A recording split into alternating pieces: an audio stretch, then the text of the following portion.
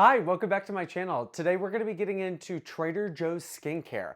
I love Trader Joe's, but I wanted to find out if their skincare was worth it at all because it was just a section that I avoided for years. If you are like me and you love Trader Joe's, I have figured out all of my grocery needs where I can pretty much go to Trader Joe's every single week. And I found a lot of products that I love. People famously love Trader Joe's for all of their different individual products. Even though Trader Joe's for the most part is just a generic store that repackages products, I think that their selection usually hits the nail on the head pretty hard. So I was wondering, is the skincare the same? They have an entire section of home cleaning items and then skincare and supplements. And I wanted to focus on the skincare staples that I would use in my routine, even though there's a lot more. So I'm not gonna be covering the retinol in this video, and I'm not gonna be covering any of the tea tree body wash, shampoo, face wash. I have other versions of those products, but it seems like they have an entire tea tree line, and I didn't want to duplicate different products. So I've been using their skincare products for a little while to get my idea of what I was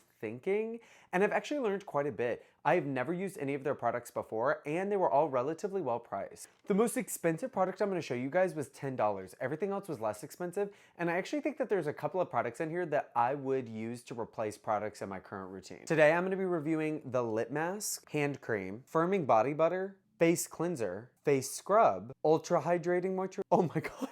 Ultra hydrating moisturizer, rosewater spray, sunscreen, oil-free moisturizer, and the antioxidant serum. So let's just get into the highs. Let's get into the things that I loved. The Microderm Abrasion Scrub, love. This is great. It is really, really fine, and that's exactly what I want out of a scrub. I don't like using chemical peels very much because they irritate my skin, but a little bit of a scrub helps especially clear out blackheads on my nose. This scrub is fantastic. It's a relatively small bottle, but it'll take me a long time to go through this. It was $5, which is so much cheaper than almost any other brand that you can find out there. And actually in an old video, I included the Versed face scrub, and I like it, but it's a bit more intense than this one is, so I would actually prefer this one for regular use. This face cleanser is also a love. It is a really lightweight kind of oil gel cleanser, which is great, especially if you wear makeup. And I have oily skin, but my skin still does get dry, and this cleanser doesn't dry out my face at all. I've really been enjoying using it. It is only $6, which once again is so much better than almost any other price you would find of any other product. And I actually just posted my Papa Tui skincare review line, and the moisturizer in that video is very similar to this one. The only difference is the Papa Tui one is actually a little bit more thin, and it's $10. So between the two, I actually think that this would be a better bet. The sunscreen. The reason why I did this video was specifically so I had a reason to buy this sunscreen.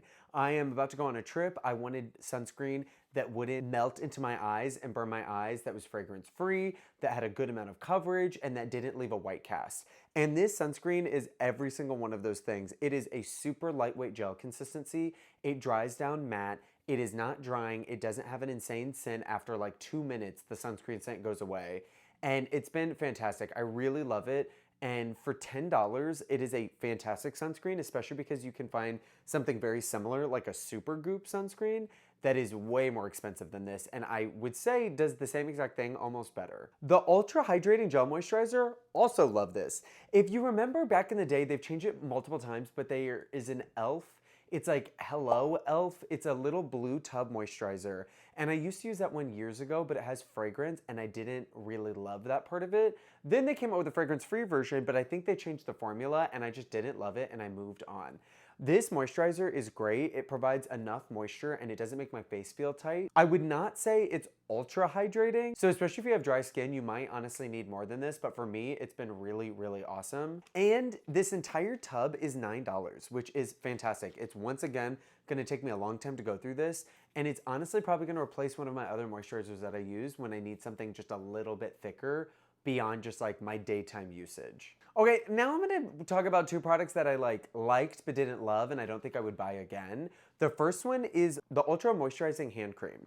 Now, the thing that I like about this, I repackaged these products for the video. The thing I like about this is the fact that it is large, it is cheap, and it comes in this metal tube, which is nice. The consistency is relatively thick, but it's very easy to spread, and I actually really like it because it doesn't make my hands or my arms very oily, but I do definitely feel moisturized. The reason why this is not a love and I would not buy it again, The scent, it has coconut oil and shea butter and hemp oil. There is something about that mixture that I am not like living for. I'm not like live, laugh, loving this scent. It kind of smells, if you're familiar with Nivea cream, it's those blue tins that you probably see at like the supermarket. I hate the way that smells. This is not nearly as intense as that, but it's kind of a similar vein. It kind of smells a little medical, not really herbal. There's a scent to it that's almost like baby powder, and it does not go away. When I put this on my hands, it definitely lingers, and I keep smelling it on myself, which I do not love, so I would not buy it again. But go into the store and smell it, and if you love it, then you're gonna love the hand cream. The other product that I'm not like live, laugh, loving for is the lip mask. It is a pretty fine lip mask, and especially because lip masks can be really expensive, this is a great option. I think it's $6. And it's very thick and it does feel hydrating. I don't think it's that hydrating. Like, I don't think it's that different than a lip balm applied regularly. The reason why I'm not gonna like keep using this and buying this is because it's vanilla scented and flavored, and I just don't love sweet scents. So the product itself is actually pretty good. I'm just not a fan of the scent. Okay, the rest of the products are just like a flat out no from me. I am not into it. I'm not here for it. I'm not gonna be recommending it, and I'm actually going to be de-influencing you because I really don't think that they're worth it. The first one might shock some people. It is the Rosewater Facial Toner. And I love a rosewater spray. I love a face spray. I don't really ever use them that often, but I have in the past. And my main issue with this spray is that it really smells like rose, which can be nice, but it has witch hazel in it, and at least for my skin now, it really burned my skin and it left my skin feeling oily. So if you were to spray this on a cotton round and then maybe remove some impurities on your face or some leftover makeup, I kind of get it, but it's just like a refreshing face spray. It definitely was way too astringent and made my face feel tight and then oily and also burn at the same time.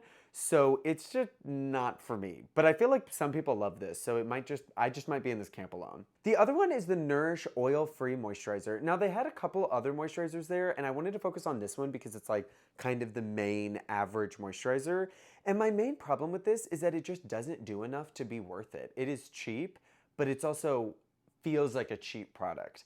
It is a super watery consistency, like it's a very thin formula, and it just kind of like laid on my face. It did not actually sink into my face, which is definitely not what I want from a moisturizer. So I felt like I very much looked glowy and oily for most of the day, and especially in my beard felt like kind of wet, which I didn't like. This moisturizer is $6, and like in my other video, if you're looking for a moisturizer that's similar with a similar pump, get the Papatui moisturizer. It, I think, is $4 more expensive. It's 10 bucks, but I think it does a lot more and it felt a lot more nourishing than this formula does. Not that I'm like some paid by Papatui, but I just like some of those products. Another product I just didn't understand is the Vitamin C Firming Body Butter. Now, I just straight up don't like the scent, so this was never gonna be for me. It's like fake citrus smelling, but not in like a refreshing way, in like a vitamin C emergency packet kind of way, or like an airborne, those airborne, nasty, nasty orange airborne tablets. That's what this smells like to me. The thing I don't like about this is that it's making a bunch of claims that I don't really understand. Vitamin C is great and it is a great skin brightener, but there's no way that there is enough in here to actually make a difference. And the firming part of the body butter, it has glycolic acid in it, which obviously is an exfoliant, which will make your skin smoother. The firming part, I think a lot of products use, and I don't really get the science behind it, so I would not buy a $7 lotion for that. But my main issue is actually the glycolic acid. It's definitely a low concentration, but when you're in the sun, it will definitely make a difference. And if you put sunscreen over this, it'll make your sunscreen less effective. Any level of an acid or an exfoliant will definitely degrade your sunscreen performance. And on the ingredients, the second ingredient is a type of alcohol, and that usually is a preservative, but in this case, I feel like it's too much. I would not feel comfortable putting this on my skin and then being out in the sun for a long period of time. And since it's vitamin C and it's a brightening agent, it's a little too oily for me to put on before bed and get all over my sheets, so I just don't really think it's worth it, and it also smells nasty. Now, the last product I actually had high hopes for. It is the Antioxidant Facial Serum. And let me read the package for you. It says, this luxurious feeling antioxidant serum will leave your skin feeling velvety smooth while supplying it with an abundance of antioxidants, including resveratrol and encapsulated vitamin C beads. Now, I was like, sure, if it's a moisturizing serum, maybe. They had, I think, one or two other serums, including the retinol, so I wish I just had tried those. But let me tell you something about this, and the reason why I literally hate this product. The second ingredient in here, which I did not think to pay attention to before, is silicone. This is literally basically a silicone primer. I put it all over my face because I was like, oh, I'm gonna get some vitamin C. Antioxidants on the skin, I don't really know if they have a proven effectiveness, so I would not buy it for that reason. I just assumed that a serum would have some benefits on top of maybe a little bit hydration. No, this was literally smearing like a thick silicone-based primer all over my face. And I honestly don't really understand why this product exists. If it was labeled as a primer, then it totally makes sense. But as an antioxidant facial serum with vitamin C beads, they're these like little plastic looking beads. That is not enough vitamin C to do anything for your skin if it's even being absorbed by your skin. And then you have all this silicone, which in this case, it's specifically dimethicone, which blocks and clogs my pores. Me and silicone-based primers kind of have a love-hate relationship because I like what they do, but then a lot of times they cause problems down the road. So I would not put this on my face again. I used it twice. It was enough for me to say absolutely not. So if in general, this was the most expensive product on this list, it was $10, I would 100% wholesale avoid it unless you want a silicone primer. And then in that case, go for this facial serum, which is confusing. So that's my review of the Trader Joe skincare. There's obviously a lot more products and they have other variations of products. I kind of wanted to hit the highlights. I definitely think there's some winners here that I'm gonna go back and purchase. And I feel like I keep doing that with Trader Joe's. I keep buying more different types of things there. So I would highly suggest going into the store, looking around. I mean, this entire skincare routine cost me $50, which in the grand scheme of skincare and for the amount of products that I got, I think is actually a pretty good deal. And especially if you just replace one or two of your nicer products with some of the ones I mentioned that are just as effective, you can save a lot of money in the long term. So that's this week's video. I hope it was helpful for you guys, and I will see you in my next one.